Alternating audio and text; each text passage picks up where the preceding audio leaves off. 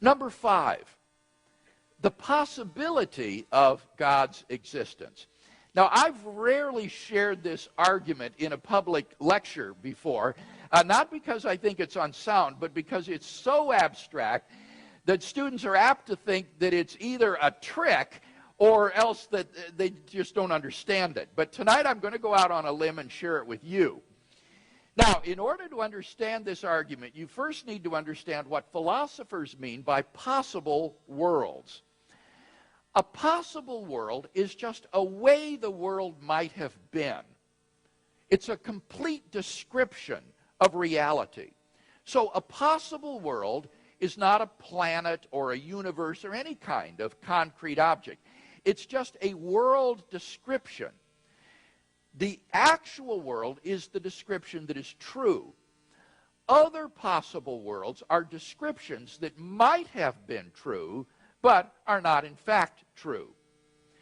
To say that something exists in some possible world is to say that there is some description of reality which includes that entity.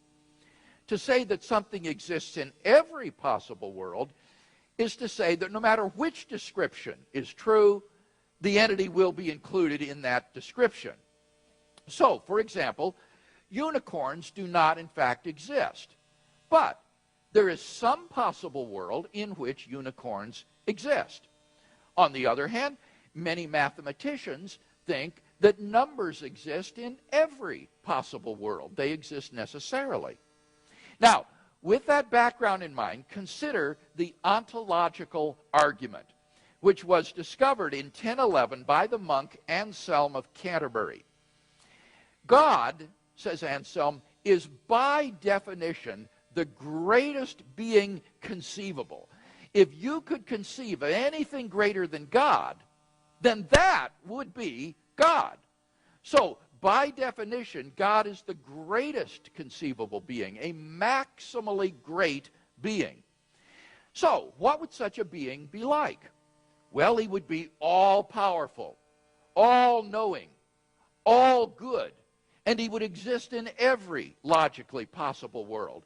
A being which lacked any of those properties would not be maximally great. We could conceive of something even greater.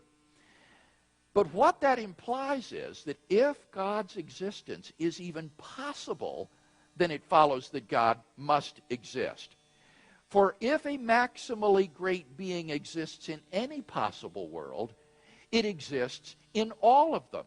That's part of what it means to be maximally great, to be all-powerful, all-knowing, and all-good in every logically possible world. So, if God's existence is even possible, he exists in every logically possible world, and therefore in the actual world. Now, we can summarize this argument as follows. Number 1, it's possible that a maximally great being, a.k.a. God, exists.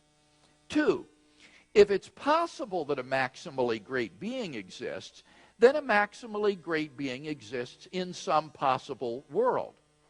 3, if a maximally great being exists in some possible world, then it exists in every possible world. 4, if a maximally great being exists in every possible world, then it exists in the actual world. 5, therefore, a maximally great being exists in the actual world.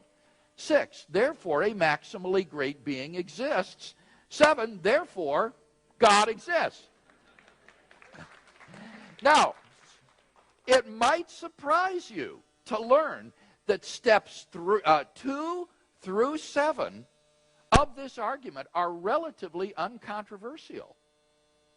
Most philosophers agree that if God's existence is even possible, then he must exist. So the whole question is premise 1. Is God's existence possible? Well, what do you think? The atheist has to maintain that it's impossible that God exists. He has to say that the concept of God is logically incoherent, like the idea of a married bachelor or a round square. But the problem is that the concept of God just doesn't appear to be incoherent in that way. The idea of a being which is all-powerful, all-knowing, and all good in every logically possible world seems perfectly coherent. Moreover, as we've seen, there are other arguments for God's existence which at least suggest that it's logically possible that God exists. So, I'll simply leave it to you tonight. Do you think that it's possible that God exists? If you do, then it follows logically that God does exist.